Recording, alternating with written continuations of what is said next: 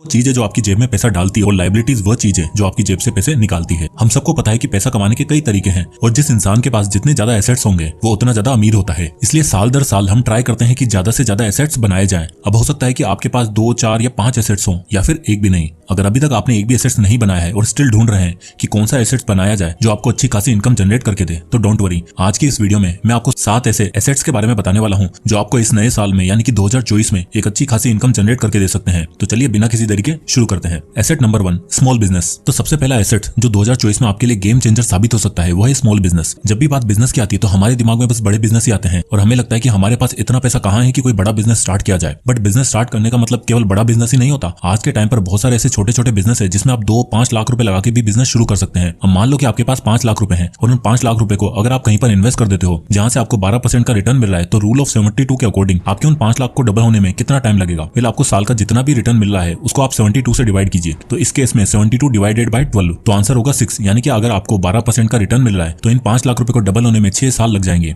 जबकि अगर आप किसी पार्टनर के साथ मिलकर कोई स्मॉल बिजनेस करते हो और अगर आपका वो बिजनेस चल निकलता है तो उन 5 लाख को डबल होने में ज्यादा टाइम नहीं लगेगा। अब बिजनेस आइडिया कैसे ढूंढने हैं तो उसके लिए मैंने कई वीडियोस बना रखी है जिनका लिंक मैं आपको डिस्क्रिप्शन में दे दूंगा। स्टिल हम शॉर्ट में स्मॉल बिजनेस के लिए ये देख सकते हैं कि जहां आप रहते हो वहां किस चीज की डिमांड है और वो चीज आसानी से उपलब्ध नहीं होती है। जैसे कि आप कहीं ऑफिस में काम करते हो जहां पर हजारों लोग काम करते हैं। अब हो सकता है कि जब लंच ब्रेक होता हो तो उसके आसपास कोई भी अच्छा कैफे ना हो जहां लोग टाइम स्पेंड कर सके। तो ऐसी जगह पर आप 2-3 लोग पार्टनर के रूप में एक कैफे स्टार्ट कर सकते हो या फिर कोई फास्ट फूड की छोटी सी शॉप ही खोल सकते हो जैसे बर्गर, हॉट डॉग, सैंडविच या पिज्जा। क्योंकि अक्सर ऐसा होता है कि आपको लगता है कि यार यहाँ पर ऐसे शॉप तो होनी चाहिए थी। तो जब नेक्स्ट टाइम आपके सामने कोई प्रॉब्लम आए तो आप उसका सोल्यूशन ढूंढने की कोशिश करें। एंड आई एम श्योर आपको कोई ना कोई आइडिया जरूर मिलेगा जिससे आप कम अमाउंट से भी बिजनेस शुरू कर सकते हैं जो आपके लिए अच्छा एसेट साबित हो सकता है। Asset number 2, drop shipping. अब नेक्स्ट आता है ड्रॉप शिपिंग बिजनेस। यार देखो कि एक फिजिकली ओन्ड बिजनेस मॉडल की जो सबसे बड़ी भसड़ होती है ना, वो है कि उसकी इन्वेंटरी को मैनेज करना, supply, delivery and all that. इसलिए इंडिया की मोस्टली पॉपुलेशन बिजनेस नाम के शब्द से ही भागती है। पर ये 1950 नहीं है, अब 2024 आ गया है। हर चीज ऑटोमेट और आसान हो गई है और ड्रॉप शिपिंग बिजनेस एक परफेक्ट बिजनेस मॉडल है जिसमें आपको इन्वेंटरी, सप्लाई और डिलीवरी की टेंशन नहीं लेनी पड़ती। एक डेटा के अकॉर्डिंग ड्रॉप शिपिंग बिजनेस आने वाले साल में $250 बिलियन की मार्केट कैप क्रॉस करने वाला है। और सिर्फ इंडिया नहीं बल्कि पूरी दुनिया में इस बिजनेस का स्कोप बहुत है। इसके अंदर आपको बस एक ऑनलाइन स्टोर क्रिएट करना होता है जिसमें आप प्रोडक्ट्स को लिस्टिंग करते हो और साथ ही साथ एक सप्लायर से टाई अप भी करते हो जो इन्वेंटरी और डिलीवरी दोनों हैंडल करता है। आओ इसे एग्जांपल के थ्रू समझाता हूँ। विशाल एक ऑनलाइन स्टोर चलाता है जिसमें वो मोबाइल एक्सेसरी से रिलेटेड प्रोडक्ट सेल करता है और विशाल ने एक सप्लायर से टाई अप कर रखा है जिनका नाम गुप्ता लिमिटेड है जो डायरेक्टली प्रोडक्ट्स डिलीवर करते हैं। अब होता क्या है कि एक कस्टमर विशाल के ऑनलाइन स्टोर पर आकर अपने फोन के लिए एक मोबाइल कवर ऑर्डर करता है जिसकी प्राइस 1200 रुपए लिस्टेड होती है। अब जैसे ही वो कवर ऑर्डर करता है तो कस्टमर अपना एड्रेस और 1200 रुपए विशाल को ट्रांसफर कर देता है और विशाल का काम ये होता है कि वो अपने कस्टमर का ऑर्डर आगे गुप्ता लिमिटेड को फॉरवर्ड कर देता है जो पैक करके उस कवर को कस्टमर तक पहुंचा देते हैं। अब इसमें विशाल को प्रॉफिट हुआ क्योंकि सप्लायर से उसने सेम प्रोडक्ट 700 रुपए में उठाया और अपने स्टोर पर 1200 में लिस्ट किया। तो सप्लायर को उसकी कॉस्ट देने के बाद विशाल के पास बचे पूरे 500 रुपए। और यही खेल है कि ड्रॉप शिपिंग बिजनेस का, जिसमें ना ही आपको कोई सामान स्टोर किया, ना ही उसको पैक किया और ना ही शिप किया और इन्वेंटरी मैनेज करने की टेंशन आपके सर पर नहीं होती, जिस वजह से आप अपना बिजनेस आराम से कर सकते हैं। और इस बिजनेस की एक सबसे अच्छी खास बात है, इसके लिए आपको 24 घंटे 7 दिन काम करने की जरूरत नहीं है। आप किसी और काम के साथ, अपनी जॉब के साथ भी एक ऑनलाइन ड्रॉप शिपिंग स्टोर चला सकते हैं। अब आता है एसेट नंबर 3, स्टॉक्स। देखो यार, इंडिया में स्टॉक मार्केट में स्टॉक सेलेक्ट करना उतना ही मुश्किल है जितना सर पे बाल गिनना। ऐसे में मोस्टली लोगों का एक ही सवाल होता है कि स्टॉक्स तो ठीक है, पैसा लगाने के लिए तैयार भी हैं, पर किस स्टॉक में इन्वेस्ट करें जो हमें एक स्टेबल ग्रोथ प्रोवाइड कर सके। क्योंकि 5000 से भी ऊपर स्टॉक लिस्टेड है। तो अगर आप कंपनी के बारे में डिटेल्स रिसर्च कर सकते हो, फंडामेंटल एनालिसिस कर सकते हो, तो आप बेसिकली अच्छे स्टॉक्स ढूंढ सकते हो। और साथ ही साथ आप जिन स्टॉक्स के बारे में जान सकते हो वो है dividend paying stocks. Dividend paying stocks आपके वो साथी हो सकते हैं जो जिंदगी के साथ भी आपको फायदे देंगे और रिटायरमेंट के बाद भी, और ये आपके और आपके परिवार के लिए एक सिग्निफिकेंट वेल्थ बनाकर देंगे। अब होता क्या है कि मान लो आपने 5 लाख रुपए के स्टॉक्स खरीद रखे हैं और कुछ ही सालों में उन स्टॉक्स का प्राइस बढ़ भी गया। अब आपके वो 5 लाख रुपए के स्टॉक्स की कीमत 8 लाख रुपए हो चुकी है। बट ये केवल पेपर पर दिखने वाला प्रॉफिट है। आपको प्रॉफिट तभी मिलेगा जब आप उन स्टॉक्स को सेल करोगे। बट वहीं पर कुछ डिविडेंड पेइंग स्टॉक्स होते हैं जहां पर कंपनी अपने हिसाब से चाहे क्वार्टरली, 6 महीने में या साल भर में एक बार डिविडेंड डिक्लेयर करती है और वो डिविडेंड आपके बैंक अकाउंट में डिपॉजिट हो जाता है। उसके लिए आपको उन स्टॉक्स को सेल करने की जरूरत भी नहीं होती है। बट आपको एक बात यहाँ पर ध्यान रखनी है कि जरूरी नहीं कि जो कंपनी डिविडेंड देती है वो स्टॉक्स अच्छे ही हो। आपको उस कंपनी का एनालिसिस जरूर करना है, तभी आप सही स्टॉक्स को चूज कर पाओगे। और अगर आप स्टॉक्स में या कहीं पे इन्वेस्ट करना चाहते हो तो उसके लिए एक डीमेट अकाउंट की जरूरत होती है। अगर आपने अभी तक डीमेट अकाउंट नहीं खुलाया है तो फ्री में डीमेट अकाउंट ओपन करने की लिंक आपको डिस्क्रिप्शन में मिल जाएगी। आप वहां से अपना फ्री में डीमेट अकाउंट ओपन कर सकते हैं। Asset number 4, systematic investment plan यानी SIP। देखो यार, इन्वेस्टिंग की दुनिया में एक ऐसा कॉन्सेप्ट है जो दुनिया का 8वां अजूबा है। बस इसमें और बाकी के 7 अजूबों में डिफरेंस ये है कि ये 7 अजूबों को देखने के लिए पैसे लगते हैं जो हमारे पास है नहीं, पर 8वां अजूबा पैसे लेता नहीं बल्कि पैसे बनाता है। वेल्थ और रिचनेस के कॉन्सेप्ट में किसी छोटे बच्चे को जो पहला कॉन्सेप्ट सिखाया जाता है वो है पावर ऑफ कंपाउंडिंग। 6th या 7th क्लास में बच्चा जब कंपाउंड इंटरेस्ट के क्वेश्चन कर रहा होता है तो लगता है यार क्या सरदर्दी है, पर असल में कंपाउंडिंग आगे लाइफ में आपके सर से सारा दर्द, सारा वजन हल्का कर सकती है अगर इसे सही तरीके से एग्जीक्यूट किया गया। और पावर ऑफ कंपाउंडिंग एंजॉय करने के लिए जरूरत है SIP की। SIP या तो इंडेक्स फंड में या फिर म्यूचुअल फंड में। देखो यार, साफ सीधी बात है, मैं अगर अभी आपको एक स्टॉक्स टिप दे दूं और आपसे कह सकता हूं कि भाई जितना पैसा है सब लगा दो। अब भले ही आपको विश्वास क्यों ना हो जाए, पर आप क्या सारा पैसा लगा दोगे क्या जितना मैं बोलूं?